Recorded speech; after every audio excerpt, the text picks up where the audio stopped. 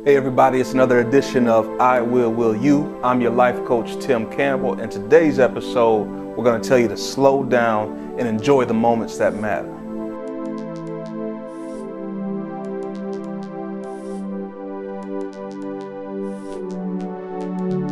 So we got an email from one of our loyal listeners, and the email said, "Hey Tim and Simone, how can we get back to having fun in the relationship?"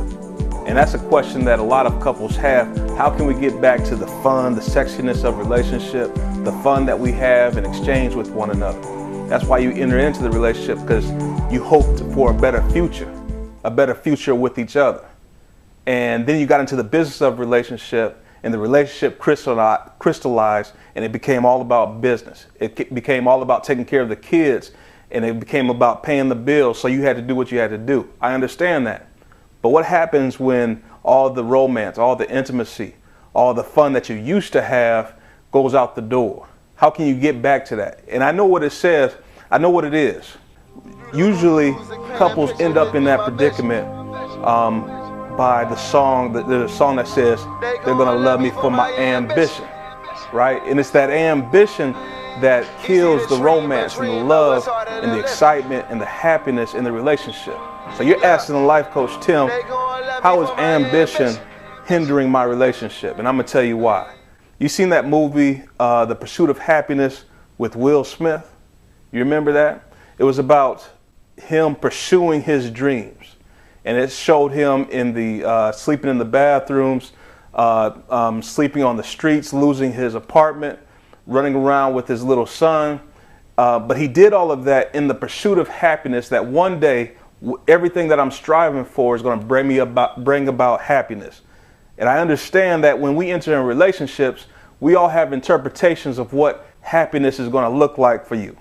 You know, you got with your spouse because you thought your spouse is going to bring you happiness. Now let's really dissect that. Happiness is really just an emotion.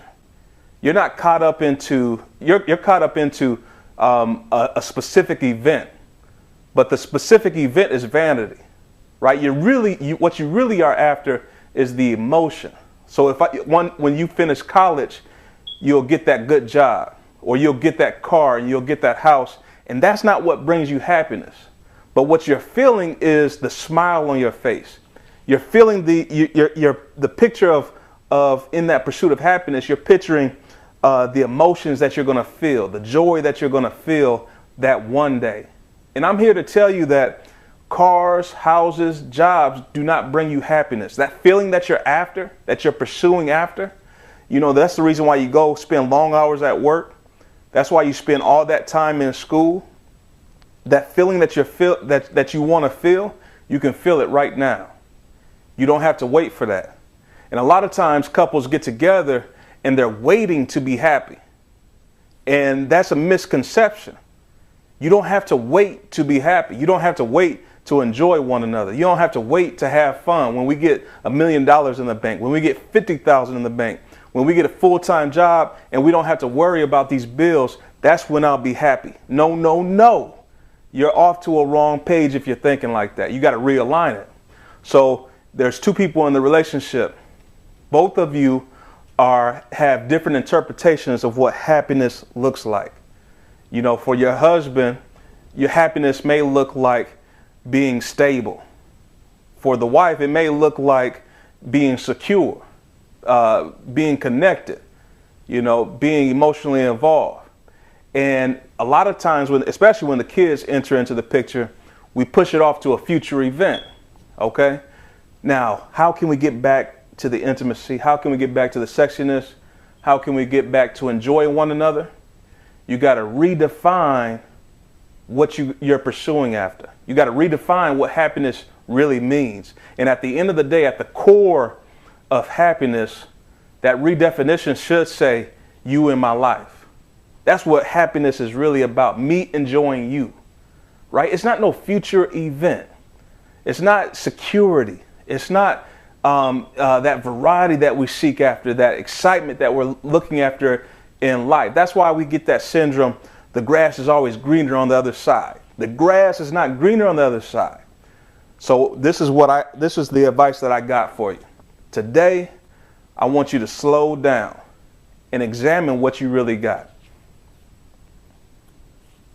I want you to slow down and enjoy the moments. You're missing out on the moments. Remember that movie with Adam Sandler? I think it's called Click, where he pushed the remote control and it took him past all the boring moments that he didn't want to enjoy. And at the end of his life, what he realized is he skipped over all of those moments that brought about happiness. All of the things that school doesn't teach you. You know, that birthday party, that intimate time when your wife or your husband wanted to talk to you in bed. You know, when you opened up the door for your spouse. You know, when your spouse was sick and you had to take care of her. Those are the little small moments that life overlooks, that we always overlook, those little small moments. But those are the moments that add up. Those are the moments that count. And I can tell you by interviewing older couples, it's when you're laying on that deathbed, when you know that it's your time to go, you look back over your life, and those are the moments that come up. It's not about your job. It's not about the car that you drive. You very seldom remember the nuances of the house that you bought. But what you do remember is those very special moments when you just looked your spouse in the eye and your spouse said how much he or she loves you. Those very special moments when you were playing spades that one night when you had a rough day from work. You came home, played that board game. Those are the little small moments that we need to slow down and enjoy. So in your pursuit of happiness, I want you to really consider, what emotions am I after?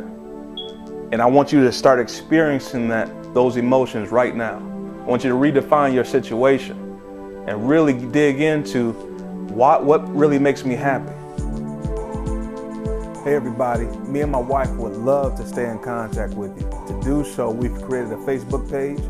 Make sure you go to Facebook and like the I Will You Too page.